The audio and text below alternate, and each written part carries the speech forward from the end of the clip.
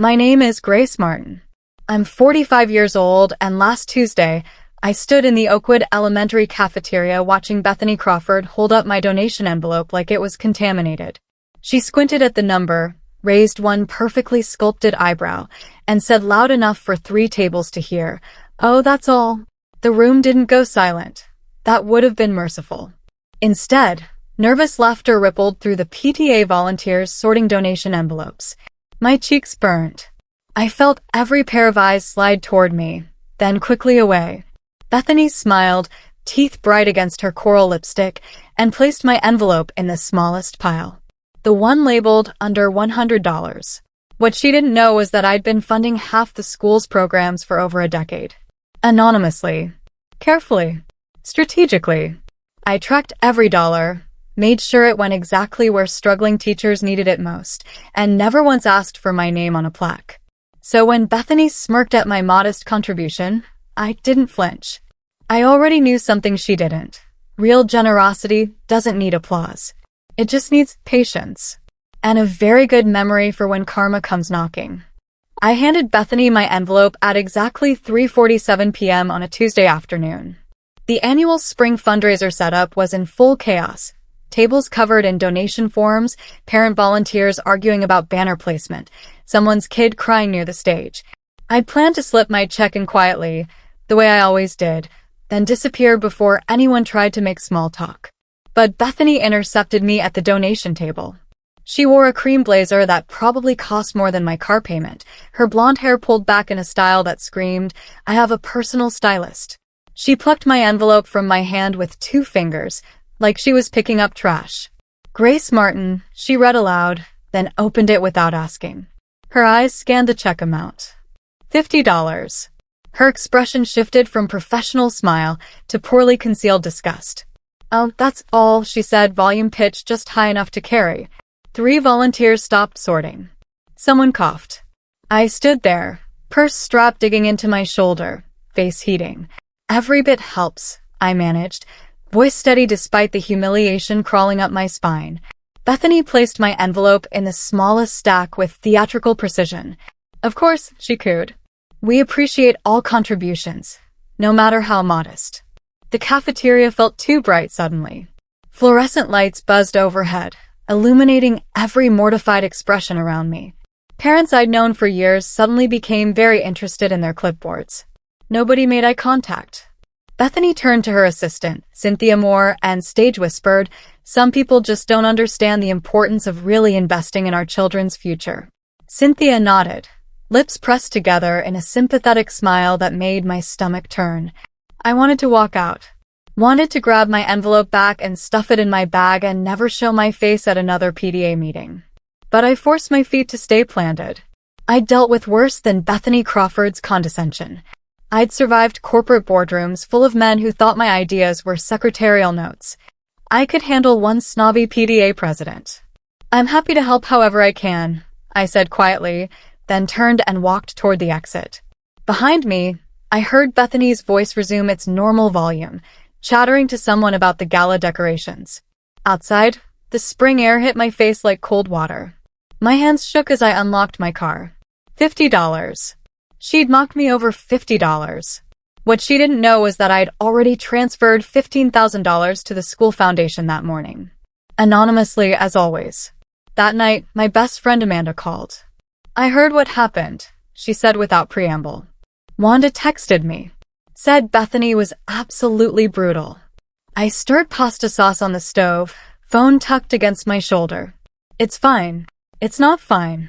She humiliated you in front of everyone."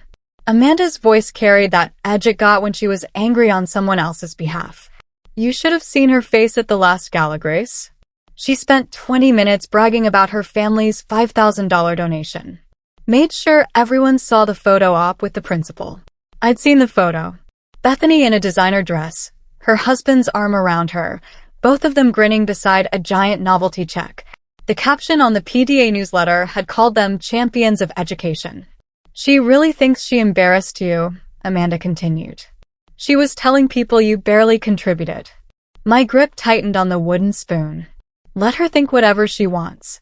You're not going to say anything? Tell people about all the anonymous donations you've been making. No, I said firmly. That's not how this works. Amanda sighed. You're a better person than me. I smiled into the phone. I'm just more patient. The next morning, I stopped by the school office to drop off some supplies for Mrs. Kowalski's classroom. The bulletin board near the entrance caught my eye. Someone had posted a new flyer, "Thank you to our spring fundraiser donors." Anonymous contributors highlighted inside. I paused mid-step. Anonymous contributors highlighted? That was new. In all my years of quiet giving, the school had never publicly acknowledged anonymous donations beyond a generic thank you in the newsletter. Principal Howard must have approved it. She was always looking for ways to encourage more community support. I pulled out my phone and made a mental note to check the school foundation's website later. If they were starting to track and publish anonymous donation totals, that changed things. A small idea began forming in my mind. Nothing dramatic. Nothing vengeful. Just strategic. I continued to Mrs. Kowalski's classroom, where she greeted me with exhausted gratitude. Grace, you're a lifesaver. I was about to spend my own money on these art supplies again. Don't, I said, handing her the bags. That's what the foundation fund is for. She didn't know I'd personally ensured that fund never ran dry. Nobody did. And that was exactly how I wanted it.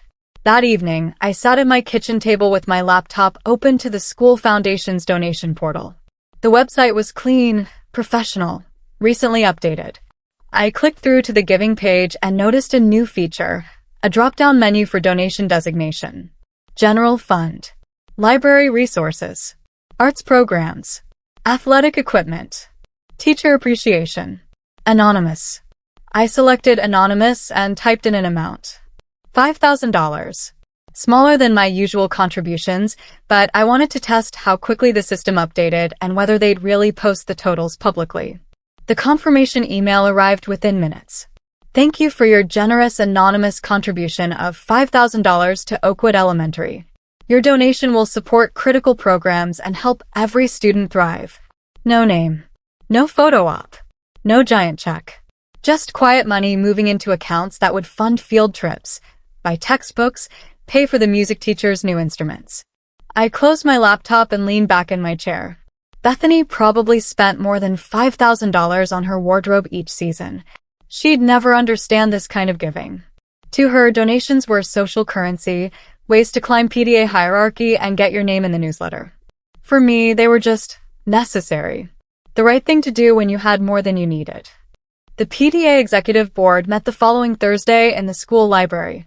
I wasn't invited, I'd never pursued leadership positions, but Amanda was there as treasurer, and she texted me updates throughout the meeting. Bethany just spent 10 minutes talking about major donors versus small contributors. Amanda's message read. Actually used air quotes. I wanted to throw my binder at her.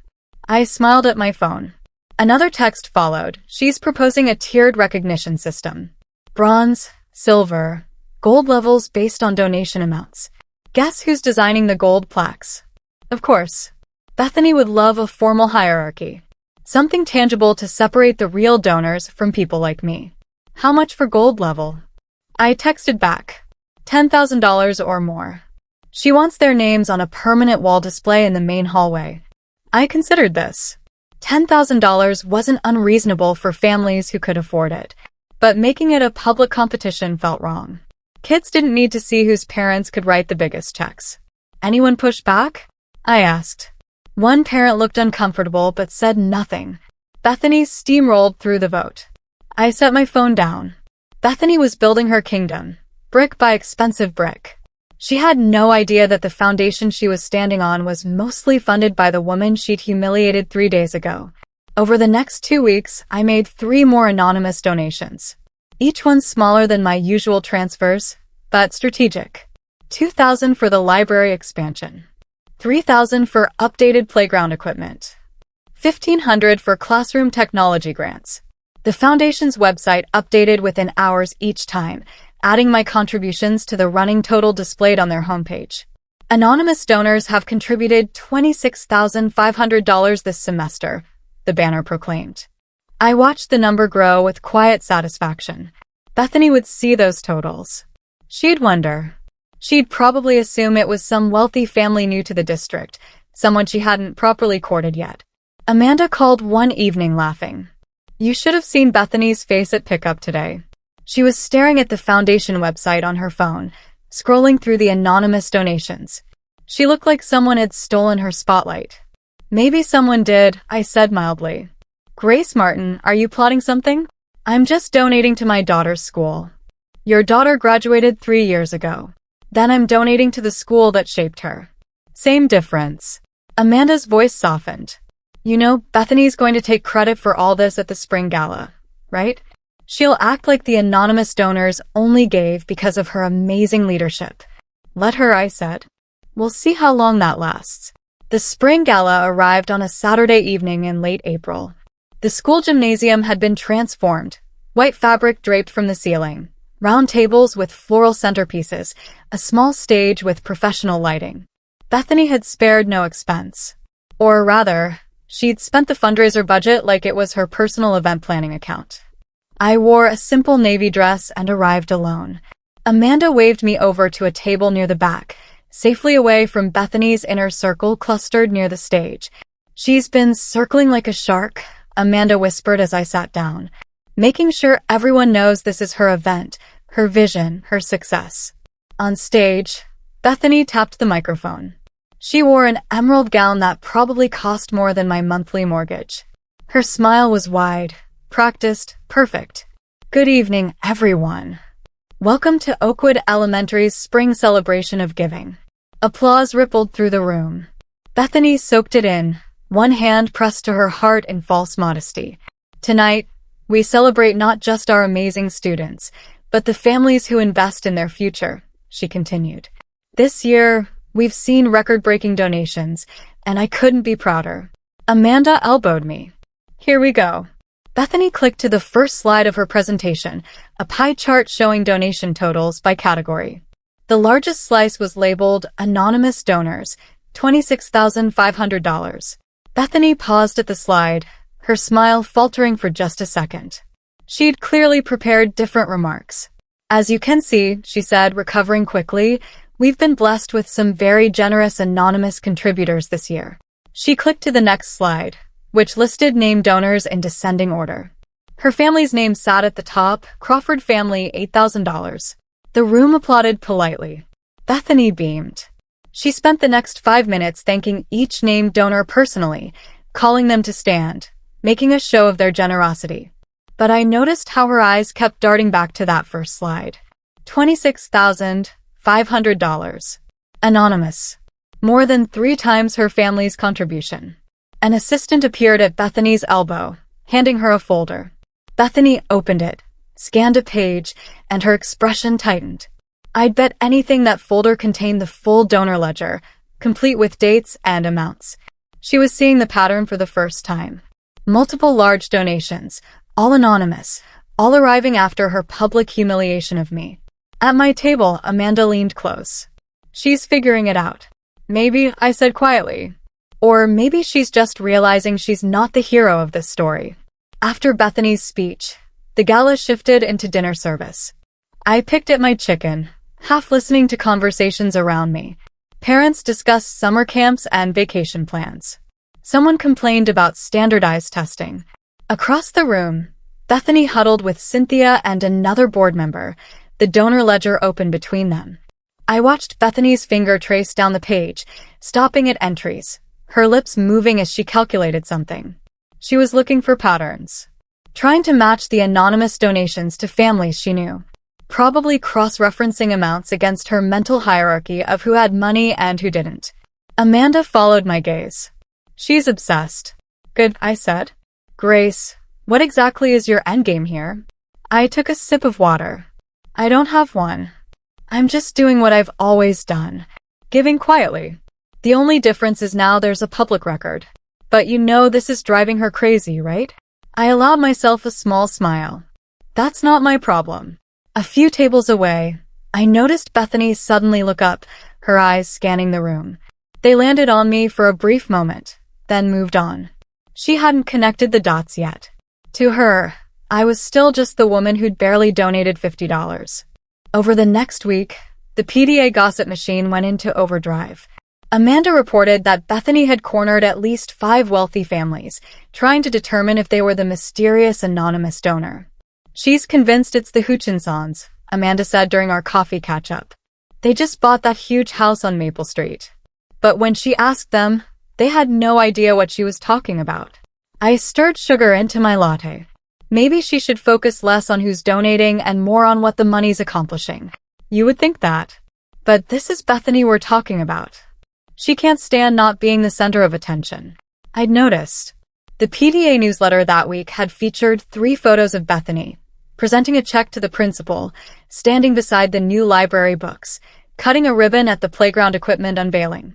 Never mind that anonymous donations had funded most of those purchases. She actually told someone, Amanda continued, that anonymous donors were cowards who wanted tax benefits without doing the real work of community building. That stung more than I wanted to admit. I'd been building this community for years, funding teacher grants, scholarship programs, emergency family assistance, all without a single photo op or newsletter mention. But I kept my face neutral. Interesting theory. Amanda studied me.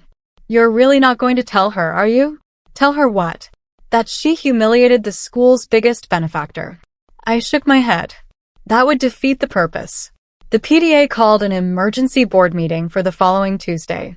Amanda texted me from the school library, "Bethany is spiraling. She's convinced someone's trying to upstage her." I was home, reviewing my quarterly donation budget, when Amanda's next message arrived. She just proposed banning anonymous donations. Says all gifts should be publicly attributed for transparency and accountability. I stared at my phone. Banning anonymous donations? That would destroy half the school's funding. Many donors gave quietly specifically because they didn't want recognition or the pressure that came with being identified as wealthy. Did it pass? I texted back. Vote's happening now. I waited, fingers drumming on my kitchen table. 5 minutes passed. Then, defeated. 6-2, Principal Howard stepped in and said anonymous giving is a cornerstone of the Foundation's mission. Bethany is furious. I exhaled slowly. Thank God for Principal Howard. She understood that not everyone wanted their generosity on display. Another text. Bethany just stormed out. But not before saying whoever's giving anonymously is probably doing it for attention in some backwards way. The irony is lost on her. I couldn't help it. I laughed out loud. Bethany truly couldn't conceive of generosity without ego. In her world, every action needed an audience. Well, she was about to get one. Just not the kind she expected. At the next PTA general meeting, held in the cafeteria where Bethany had first mocked my donation, the energy was different. Parents whispered in clusters before the meeting started. I caught fragments of conversation, heard the anonymous donor, and, more than everyone else combined, Bethany called the meeting to order with less enthusiasm than usual. Dark circles shadowed her eyes. Her blazer was wrinkled. "Thank you all for coming," she began, voice tight. "Tonight we'll be discussing the success of our spring fundraiser and plans for next year." She clicked through her presentation, but the numbers told a story she clearly didn't want to highlight. Total donations, $47,000. Anonymous contributions, $31,500. Named donors, including her family, $15,500. The anonymous donors had given more than twice what everyone else combined had contributed. Parents shifted in their seats. Someone coughed. Bethany's smile looked painted on. "As you can see," she said carefully, "we've been fortunate to receive some significant anonymous support this year." A hand shot up. Mark Brennan, father of a second grader. "Do we know anything about these anonymous donors? Seems like they're carrying the whole fundraiser." Bethany's jaw tightened. "Anonymous means anonymous, Mark. We respect donor privacy. Right, but shouldn't we thank them somehow? Acknowledge their contribution." "We do. In our newsletter and on the website." "Seems insufficient," Mark pressed. "They've given, what, $30,000? Maybe we should." "We appreciate all donors." Bethany cut him off, voice sharp. "Regardless of amount." The irony of that statement, coming from her, made my throat tight with suppressed laughter. After the meeting, I was gathering my things when I noticed Bethany standing by the donation table, staring at her laptop screen. The foundation portal was open, displaying the real-time donor dashboard. I watched from across the room as she scrolled through entries, her finger tracing patterns. She was investigating, trying to find some identifying detail in the anonymous donations, timestamps, amounts, anything that might reveal the donor's identity. Cynthia approached her. "Any luck?" "No," Bethany said, voice frustrated. "Whoever it is, they're careful. Different amounts each time, different times of day. The only pattern is they always designate specific programs: library, playground, teacher grants. Someone who really knows what the school needs," Cynthia observed. "Or someone who wants everyone to think that," Bethany snapped. She closed the laptop harder than necessary. "This is ridiculous. How am I supposed to cultivate donor relationships when I don't even know who my major donors are?" My major donors. As if they belong to her. I slipped out of the cafeteria before she could see me. Outside, the evening air was cool against my flushed face. Bethany was unraveling. The control she'd worked so hard to establish was slipping through her perfectly manicured fingers. And I hadn't done anything except give quietly. The same way I'd always given. The difference was, now people were noticing. 2 weeks later, I made my largest anonymous donation yet. $25,000, designated for a new STEM lab the science teachers had been dreaming about for years. The foundation's automatic acknowledgement email arrived within minutes, followed an hour later by a personal call from Principal Howard. "Grace," she said, voice warm with gratitude, "I know you've always supported our programs, but this latest anonymous contribution, it's transformational. The STEM lab will change everything for our students." I'd been expecting her call. Principal Howard was sharp. She'd probably figured out my identity years ago, but respected my privacy enough never to mention it publicly. "I'm glad the school has the support it needs," I said carefully. "Between you and me," she lowered her voice, "Bethany's been driving herself crazy trying to identify the anonymous donor. She's convinced it's some wealthy family trying to make her look bad." "That's unfortunate," I said. "The donations have nothing to do with her." "I know. I've tried telling her that. But Bethany sees everything as competition." Principal Howard sighed. "She's actually been calling donors, asking if they know who might be giving anonymously." "That seems inappropriate." "It is. I had to have a conversation with her about respecting donor privacy." She wasn't happy. I could imagine Bethany's reaction. Indignant, defensive, probably threatening to resign from the PTA board. "Well," I said, "I hope the STEM lab brings the students joy. That's all that matters." "It will. Thanks to you."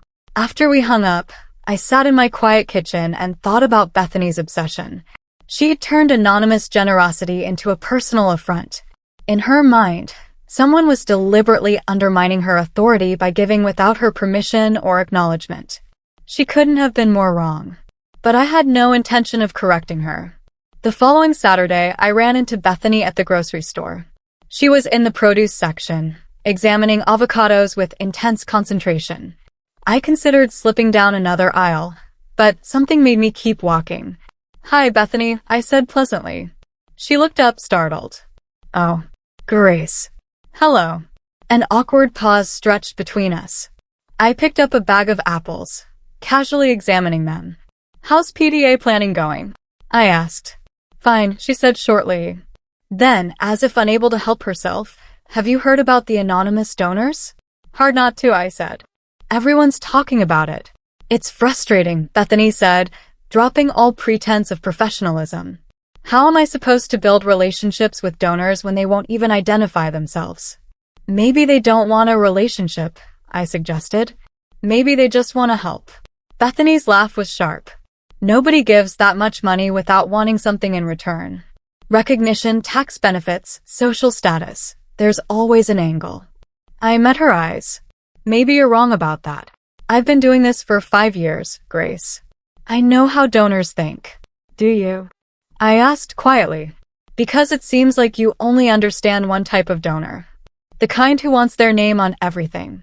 Her expression hardened. "And what type are you, Grace?" "The kind who gives $50 and acts like it's generous." The words hung between us like a slap. Other shoppers moved around us, oblivious to the tension. I'm the kind, I said slowly, who gives what I can when I can without needing applause. I walked away before she could respond, my heart pounding. The confrontation at the grocery store must have bothered Bethany more than I realized. Within days, the PTA social media accounts suddenly featured new posts highlighting the mystery anonymous donors. Who is Oakwood's secret supporter?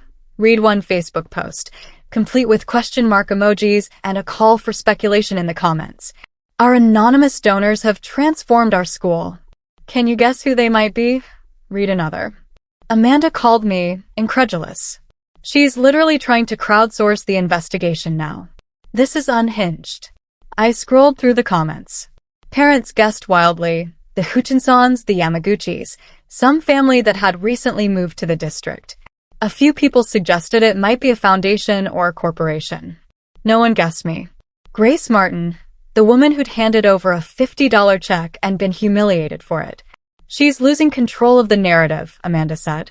Everyone's more interested in the anonymous donor than in anything Bethany's accomplished. That was never my intention, I said honestly. I know, but it's happening anyway.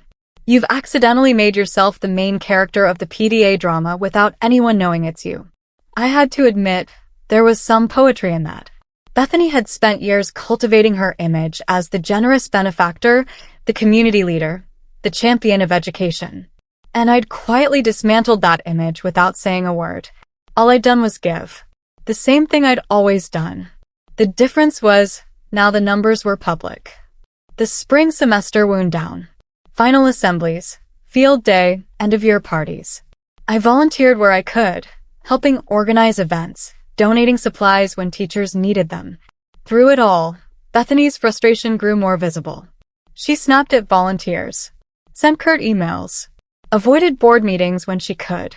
The final PTA meeting of the year fell on a Tuesday evening in early June. The cafeteria was half empty, many families already transitioning into summer mode. Bethany stood at the podium, looking exhausted.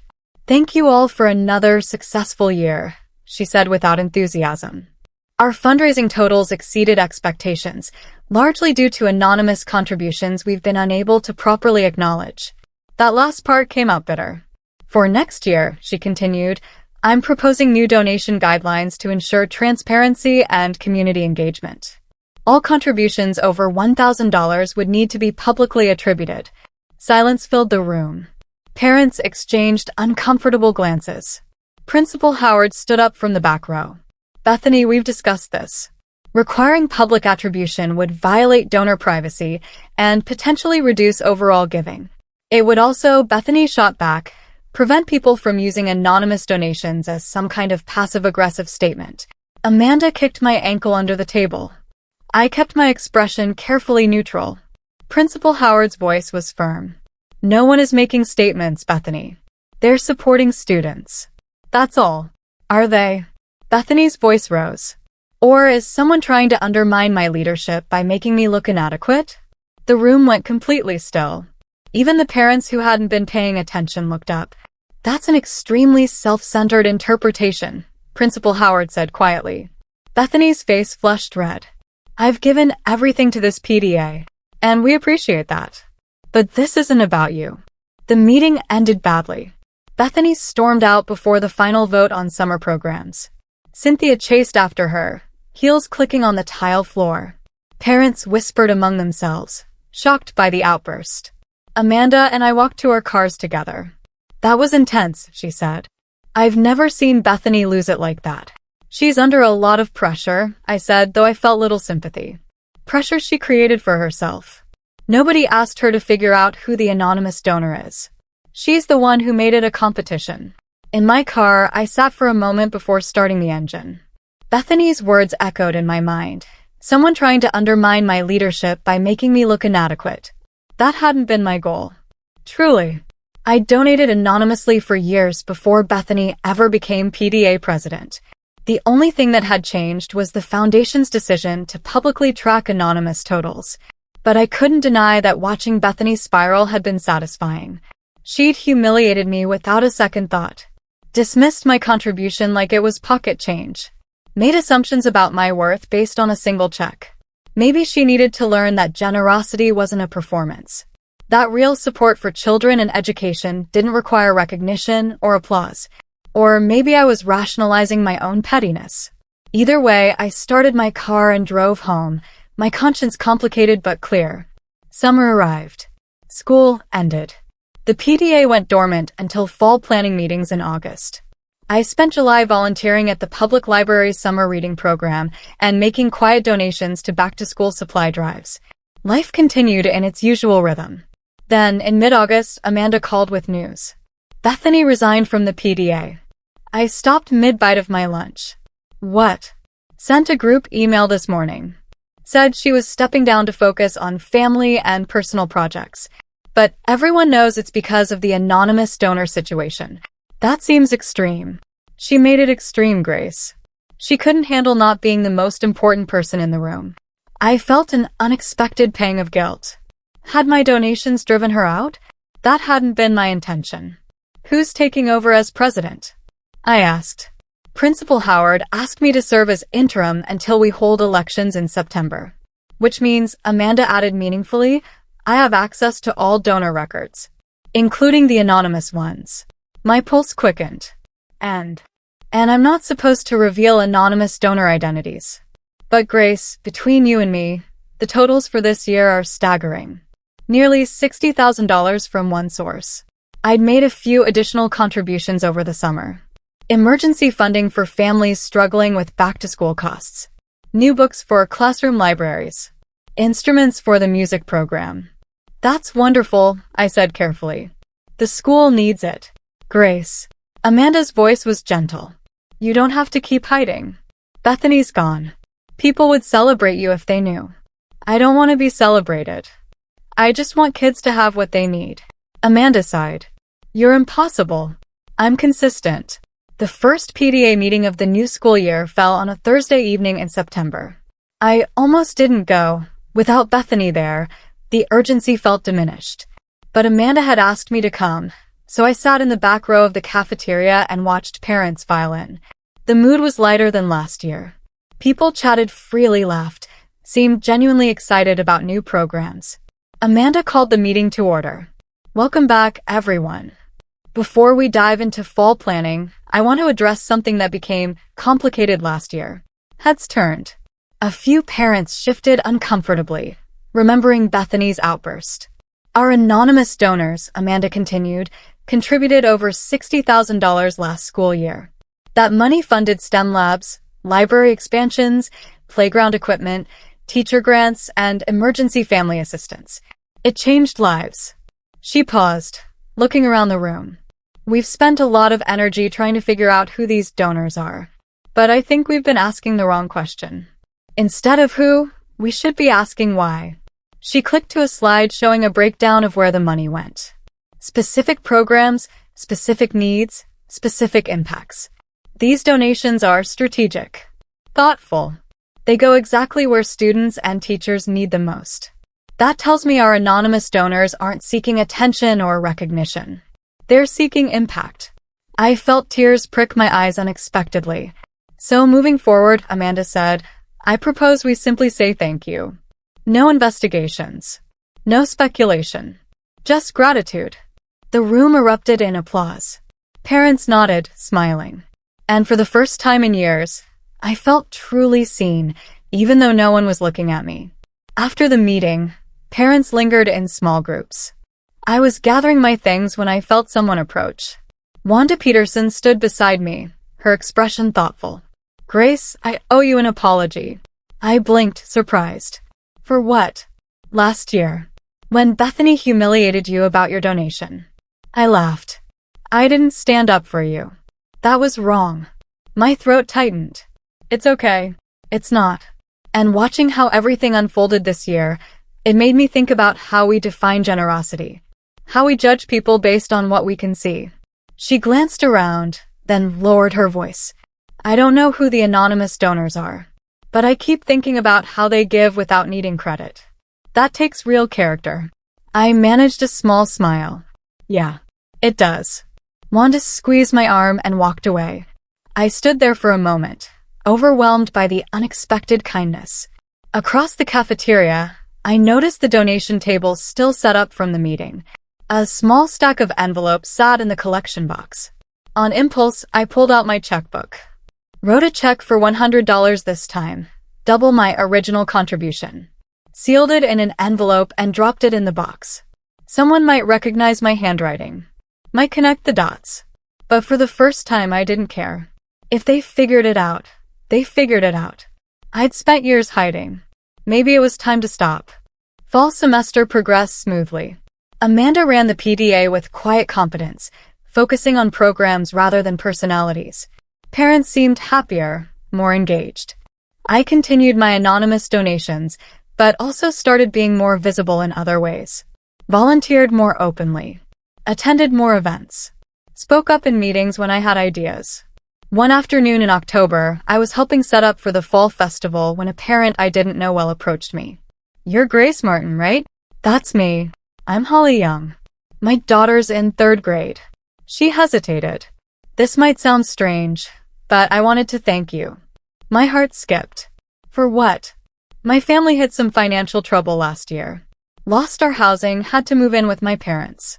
The school counselor connected us with an emergency assistance fund. Paid for school supplies, field trip fees, even some groceries. She wiped her eyes quickly. "That fund is sustained by anonymous donations. And I know you probably aren't the donor, but you helped coordinate getting us the support we needed. So thank you." I'd forgotten about that. The counselor had called me last year, asked if the foundation could help a struggling family. I'd immediately transferred money and connected them with resources. "I'm glad you got the help you needed," I said quietly. "We're back on our feet now. And when we are, I want to give back the same way someone gave to us." After Holly walked away, I stood by the festival booth and let myself feel the full weight of what she'd said. The money I donated hadn't just bought supplies or equipment. It had sustained a family through crisis, given a child stability when everything else was falling apart. That was worth more than any recognition Bethany could have given me. The fall festival was a success. Bright banners, game booths, a cakewalk that raised $200 for field trips. Children ran between stations, faces painted, clutching prizes. I worked the book fair booth, helping kids select books with the vouchers the PTA had purchased, funded, of course, by anonymous donations. As the evening wound down, Amanda found me. "Can we talk?" We walked away from the crowds, stopping near the playground where new equipment gleamed in the fading sunlight. "Principal Howard told me something today," Amanda said. "Bethany called her last week." I raised my eyebrows. "Really?" Apparently Bethany's been doing some soul-searching. She wanted to apologize for how she handled the anonymous donor situation. Said she let her ego get in the way of what mattered. "That's big of her," I said, meaning it. Howard told her that anonymous giving has always been part of the school's culture, that it protects donors who don't want attention and respects different types of generosity. Amanda looked at me directly. "Bethany asked if the anonymous donor was you." My breath caught. What did Principal Howard say? That donor identities are confidential. But Bethany apparently said she'd figured it out anyway. That looking back at the timeline, the amounts, the designations, it could only be you. I waited for panic to hit. Instead, I felt oddly calm. And Bethany wanted you to know she's sorry. For what she said at the fundraiser. For making assumptions. For not seeing what was right in front of her. The apology felt genuine, even secondhand. I nodded slowly. "Are you going to tell people?" Amanda asked. "Now that Bethany knows?" I looked at the playground, at the children climbing on equipment I'd helped purchase. At the school that had shaped my daughter and countless others. "No," I said finally. "Let people speculate if they want. The work speaks for itself." Amanda smiled. "You're stubborn, you know that?" "I prefer consistent." Winter break approached. The PTA organized a holiday giving drive, collecting toys and food for families in need. I donated anonymously, as always, then showed up to help sort and distribute donations. On the last day before break, Principal Howard called an all-school assembly. Students filled the gym, buzzing with pre-holiday energy. "Before we leave for winter break," Principal Howard began, "I want to talk about generosity. She gestured to displays around the gym. New library books, science equipment, art supplies, sports gear. This year, our school has been blessed with incredible support. Some of it came from families who wanted recognition. Some came from people who preferred to stay anonymous. Students listened, some squirming, others attentive. Both kinds of giving matter, she continued. But I want you to understand something important. Real generosity isn't about getting credit. It's about seeing a need and filling it. About making someone's life better without asking for applause. She paused, looking around the gym. So, to everyone who's given this year, whether your name is on a plaque or not, thank you. You've changed lives. I sat in the back of the gym, tears streaming down my face, and let myself feel the full weight of a decade's worth of quiet giving finally being acknowledged. Not by name, not with a photo or a speech, but with understanding, with gratitude, with the recognition that mattered most. My contributions had made a difference.